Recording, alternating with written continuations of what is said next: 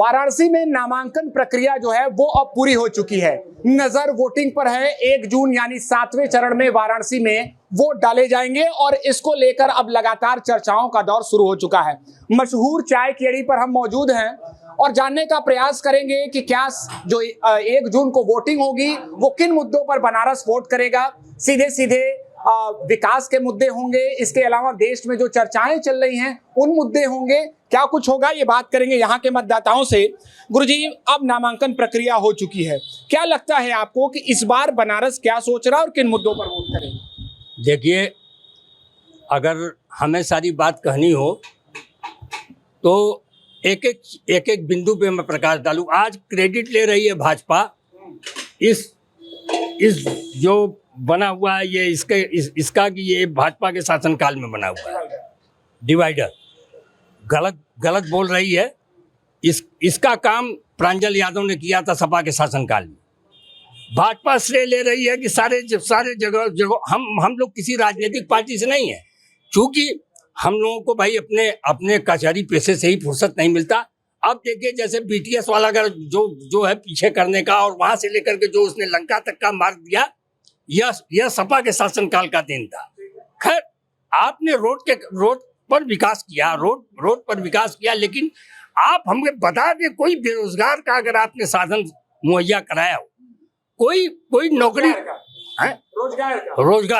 रोजगार की अगर कोई व्यवस्था भाजपा के शासनकाल में हुई हो तो वो हमें रोजगार सबसे बड़ा मुद्दा रोजगार।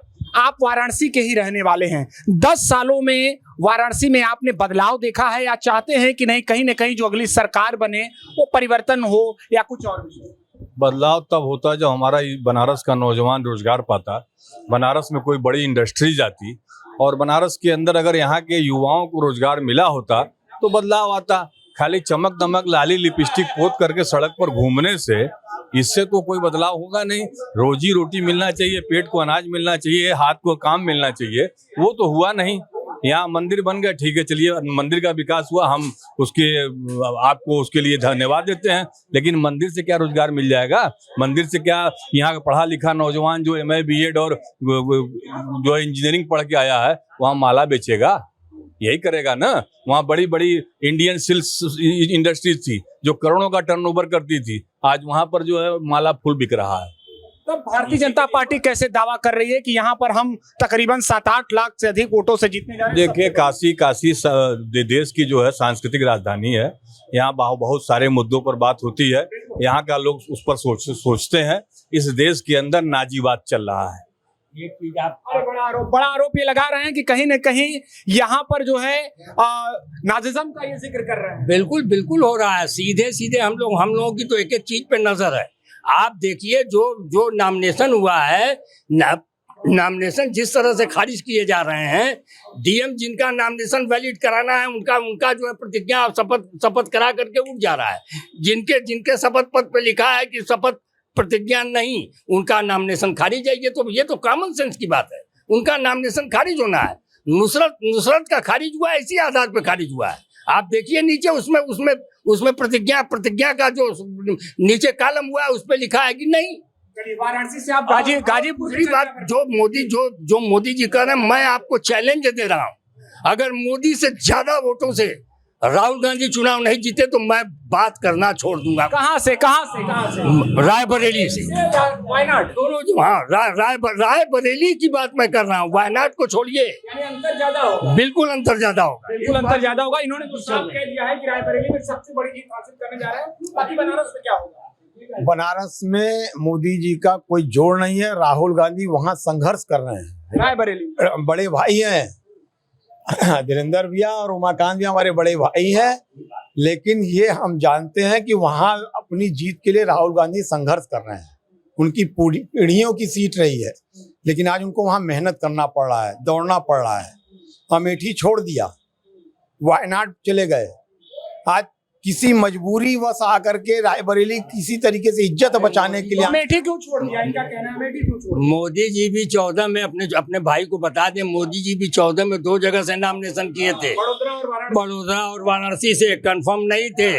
इसलिए हर बड़ी पार्टी का बड़ा लीडर जिसको हर जगह कैंपेनिंग करने के लिए जाना होता है, वो जल्दी रिस्क नहीं लेता। नहीं लेता है तो अमेठी ही क्यों नहीं चुना? अमेठी भी तो चुन सकते थे, रायबरेली क्यों चुना? अरे हम उनको अमेठी भाई, एक चलिए उस समय लहर थी, आप उस लहर में आपने जनता नहीं चाह रही हारने को, तो इंदिरा गांधी भी हार गई। मुद्दे पर बात करेंगे। किन मुद्दों पर बनारस सोच रहा है कि वोट देना चाहिए? क्या लग रहा है बनारस का मिजाज क्या है? बनारस देखिए धार्मिक सांस्कृतिक राजधानी है हमारे देश की, और यहाँ जिस तरह से काशी विश्वनाथ मंदिर का जीर्णोद्धार और विस्तारीकरण हुआ है, उससे टूरिज्म तो नो डाउट बढ़ा है, और डायरेक्ट और इनडायरेक्ट प्रत्यक्ष अपरोक्ष रूप से रोजगार के अवसर बढ़े हैं, और पैसा यहाँ आया है, बाहर से आया है। कहने का मतलब रोजगार बढ़ा है, यहाँ रोजगार पर ही चर्चा हुई कि रोजगार देखिए, एक होता है, एक व्यवसाय होता है, एक रोजगार होता है। कहने का मतलब कि किसी को 8 घंटे 10 घंटे का एंगेजमेंट दे करके आप उसको तनख्वाह पे ले आते हैं, ये भी एक रोजगार है। और पकौड़ी तलना या चाय बेचने से ही रोजगार मुहैया नहीं हो जाएगा। सभी कब तक पकौड़ी और चाय बेचेंगे? अच्छा ये बताइए, इंडिया गठबंधन के प्रत्याशी अजय राय, माना ये जा रहा है कि बसपा, इंडिया गठबंधन और भारतीय जनता पार्टी में मुकाबला है, क्या लग रहा है कहां पर है मुकाबले में? अगर बात कर लें तो क्या लगता है, संभावनाएं क्या है? देखिए अजय राय जी यहाँ बनारस के सबसे लोकप्रिय नेता हैं, और पिंडरा जो उनका क्षेत्र आता है, वहाँ वो घर घर में व्याप्त हैं और लोकप्रिय हैं। फिलहाल पार्टी का जहाँ तक चुनाव है उनका, और मुझे संभावना अच्छी दिख रही है कि वो टक्कर दे सकते हैं। टक्कर दे रहे हैं अजय राय, टक्कर दे रहे हैं। देखिए भाई साहब ने कहा कि अजय राय जी पिंडरा के, पिंडरा में तब तक उनकी नेतागिरी जब तक वो भाजपा के साथ थे। जैसे ही भाजपा को छोड़े पिंडरा से भी गए, और यहाँ पे 2 बार वो शहीद हो चुके हैं, और ये तीसरी बार। और शहीद करने के लिए कांग्रेस कोई बड़ा नेता आगे लड़ा होता। लोकसभा चुनाव की बात कर रहे हैं जी, लोकसभा चुनाव की बात कर रहे हैं। हाँ अजय राय चौथी बार चुनाव लड़ रहे हैं। चौथी बार लड़ रहे हैं, नहीं तीसरी ना, लोकसभा नहीं, हाँ तीसरी बार है ये, तीसरी बार है, तीसरी बार लड़ रहे हैं, और 2 बार हारे, तीसरी बार फिर। और कोई बड़ा नेता क्यों नहीं हिम्मत जुटाया? अजय राय जी कोई बार अजय राय जी चौथी बार चुनाव लड़ रहे हैं, 2009, 2014, 2019, 2000। नहीं सही कहा आपने। हाँ 2009 में भी लड़े थे, लेकिन हर बार वही सपा से गए। जिस दिन से भाजपा छोड़ा उन्होंने, पिंडरा में जो उनकी लोकप्रियता थी वो भी बहुत कम हो गई। वो दल बदलने से उनके ऊपर असर चलिए अपनी बात को हम ले जा रहे हैं अंतिम चर्चा पर। जी बताइए। अजय राय जी जब भाजपा से 2 बार विधायक थे, एक बार वो निर्दल चुनाव जीत करके आए थे पिंडरा से। अजय राय जी कांग्रेस से जीते थे। अजय राय जी 4 बार विधायक थे, 2 बार भाजपा से थे, उसके बाद 1 बार कांग्रेस और 1 बार निर्दल जीत करके आए हैं। 5 बार है। नहीं तो हमको जितनी जानकारी हम बता रहे हैं, तो अजय राय जी भाजपा ये कहे कि मेरे वजह से है, तो ये नहीं है। वो निर्दल चुनाव जीत कर, अंगूठी चुनाव निशान पे चुनाव जीत करके आए थे अजय राय जी। चलिए चर्चा करेंगे हम, यहाँ पर युवा मतदाता भी हैं, हम उनसे भी बात करेंगे। आपको क्या लगता है, क्या जैसा कि चर्चा चल रहा था कि इंडिया गठबंधन की कितना चुनौती दे रही है भारतीय जनता पार्टी? इंडिया गठबंधन पूरी तरह से काशी में फ्लॉप है। उन्होंने डमी कैंडिडेट दिया है, 4 बार के हारे हुए कैंडिडेट को दिया है। खुद प्रियंका के क्यों नहीं आ गई, किसी सीट से चुनाव तो लड़ नहीं रही है, खुद प्रियंका को आ जाना। चुनौती सीधे सीधे की पूर्वांचल, पूरे पूर्वांचल को वो कवर करती, पूरा पूर्वांचल की सीट उनसे लाभान्वित होता। अगर संगठन को आप बहुत मजबूत करना चाहती है, कांग्रेस को मजबूत करना चाहती है, तो आप स्वयं आ गई होती मोदी के खिलाफ। हारती यही होता है ना, लेकिन पूर्वांचल में मजबूत तो होती कांग्रेस। लेकिन आप ठीकरा और डमी दे के बस आप अपना काम पूरा करना चाहते हैं। मोदी जी 10 लाख के पार टारगेट दे दिए हैं और होंगे। चलिए आप क्या सोच रहे हैं? बड़े गंभीर हैं, लग रहा है कि बनारस इस बार कुछ बदलाव सोच रहा है या फिर आशीर्वाद? बनारस इस बार बदलाव है। अरे 100% मोदी जी ही है और बाकी कोई नहीं है। देश में जो बातें कही जा रही है 400 प्लस, वो 100% है, 400 प्लस जाए। एनडीए, हाँ एनडीए, बिल्कुल एनडीए और अलायंस मिला के। मतलब भारतीय जनता पार्टी और उनके सहयोगी मिला के 400 प्लस हैं जो है। और एक चीज या फिर कुछ ऐसी बातें हैं कि राम मंदिर बन गया या अन्य विषय? देखिए, राम मंदिर आस्था का विषय है, ठीक है, वो कोई पॉलिटिकल नहीं है, ठीक है। पॉलिटिकल तो वो लोगों ने बनाया जो है कि जब निमंत्रण गया तो उसमें जो है उन लोगों ने निमंत्रण पे आया नहीं, ठीक है। दूसरी चीज की रह गई बेरोजगारी की बात। जरा सा जो भी कोई भी बेरोजगारी पे बोलता है, जरा सा मैं इनसे पूछना चाहता हूँ, कोई भी हो, कि बेरोजगारी का डेटा कहाँ से उठाया जाता है?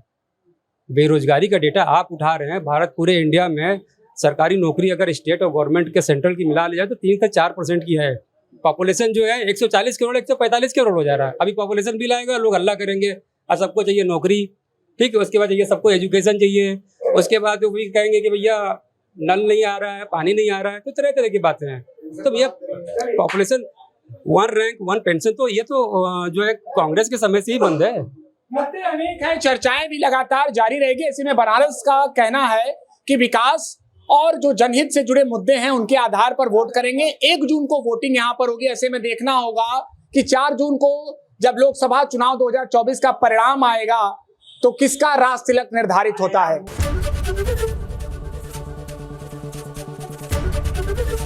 एबीपी गंगा, खबर आपकी, जुबान आपकी।